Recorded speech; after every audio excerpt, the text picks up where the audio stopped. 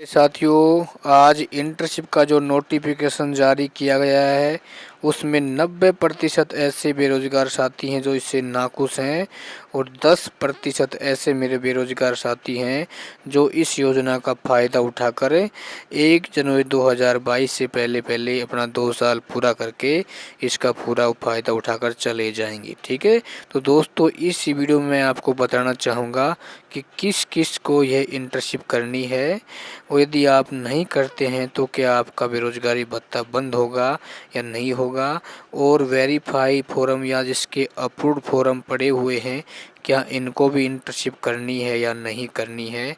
ठीक है, या जिनके 2 साल 1 जनवरी 2022 के बाद पूरे हो रहे हैं क्या उनको भी इंटर्नशिप करनी है या नहीं करनी है। ठीक है, तो उससे पहले दोस्तों मैं बताना चाहूँगा कि दोस्तों सरकार ने जो इंटर्नशिप का जो नोटिफिकेशन जारी किया गया है इसमें आपके हित के लिए बिल्कुल भी नहीं सोचा गया है। ठीक है ना, क्योंकि जो बेरोजगारी भत्ता योजना का मतलब ये होता है कि जो ऐसे बेरोजगार जो राजस्थान में ग्रेजुएशन की डिग्री प्राप्त कर चुके हैं लेकिन वो आज बेरोजगार हैं तो उनकी थोड़ी बहुत सहायता करना, न कि बल्कि उसे सरकारी डिपार्टमेंट में कार्य करवाना।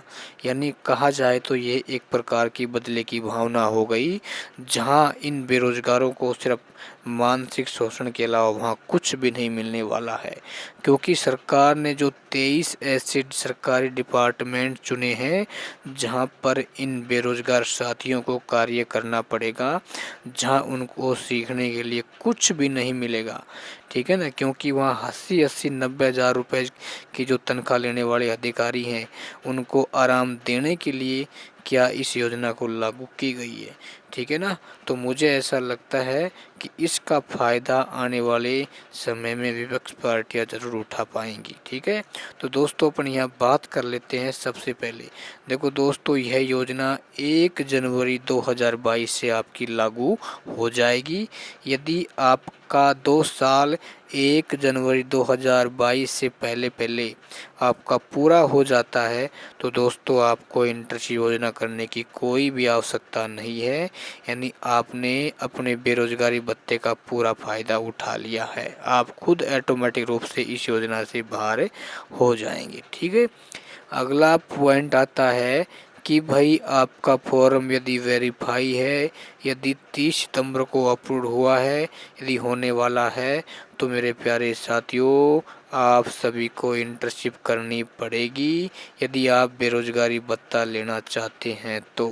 यदि आप बेरोजगारी भत्ता नहीं लेना चाहते हैं तो मेरे साथियों आपको इंटर्नशिप करने की कोई भी आवश्यकता है नहीं।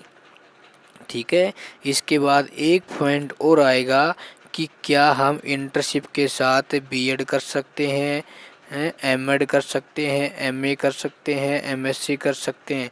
तो साथियों ऐसा नहीं कर सकते आप। ठीक है ना, यदि आप ऐसा करोगे तो दोस्तों आप इंटर्नशिप योजना से बाहर कर दिए जाओगे क्योंकि आप अपात्र हो जाओगे। ठीक है ना, तो सबसे बड़ी गलती यहाँ पर की है क्योंकि इन बेरोजगार साथियों को यहाँ छूट देनी चाहिए थी कि भाई आप अपनी पढ़ाई भी जारी रख सकते हो, क्योंकि 2 साल का समय बहुत लंबा हो जाएगा और उसके बाद यदि कोई बेरोजगार युवा साथी अपनी पढ़ाई को आगे जारी रखता है तो उसके लिए बहुत ही बड़ी मुश्किल हो जाएगी। ठीक है, और दूसरी बात यह है कि सरकार को इसे कंपलसरी नहीं करना चाहिए था, उन्हें कहना चाहिए था कि भाई बेरोजगार साथियों यदि आप करना चाहो तो कर सकते हो, नहीं तो इंटर्नशिप करने की कोई आवश्यकता नहीं है। यदि आप बेरोजगारी भत्ता लेना चाहते हो तो बेरोजगारी भत्ता लीजिए और अपने सपनों को पूरा करिए। ठीक है ना, क्योंकि इस योजना से काफ़ी साथियों को उनका पढ़ने की जैसे भाई कोचिंग हो जाए, रूम किराया हो जाए, नोटबुक हो जाए आदि का खर्चा था वो बहुत ही आसानी से निकल रहा था। ठीक है ना, तो सरकार को ज़रूर इस पर ध्यान देना होगा। साथियों एक पॉइंट और आता है कि किन किन साथियों को जो बेरोजगारी भत्ता है वापस लौटाना पड़ेगा। साथियों ऐसा इस योजना में कोई भी बिंदु नहीं है जिसमें लिखा हुआ है कि भाई आपको बेरोजगारी भत्ता वापस लौटाना पड़ेगा। ठीक है, तो साथियों मोटी मोटी बात यही है कि यदि आने वाले समय में 1 जनवरी के बाद यदि आप भत्ता लेना चाहते हैं तो आपको 100% इंटर्नशिप करनी पड़ेगी। और आज जिनके फॉर्म वेरीफाई हैं, अप्रूव्ड हैं, तो उनको भी इंटर्नशिप करनी पड़ेगी। यदि आपने अभी अपने फॉर्म को रिन्यू करवाया है तो आपको भी इंटर्नशिप करनी पड़ेगी। ठीक है। और सबसे बड़ा सवाल ये है कि भाई जिनका 1 जनवरी के बाद 4 या 5 महीने बचते हैं तो दोस्तों आपको भी इंटर्नशिप करनी पड़ेगी। ठीक है। और जिनके भाई 1 या 2 महीने बचते हैं तो उन पर देखो मुझे ऐसा लग रहा है कि सरकार उन पर अभी फैसला ले सकती है कि भाई आपको पुराने सिस्टम से ही हम क्या करवा देते हैं, आपको आपका भत्ता है वो दे देते हैं। ठीक है ना।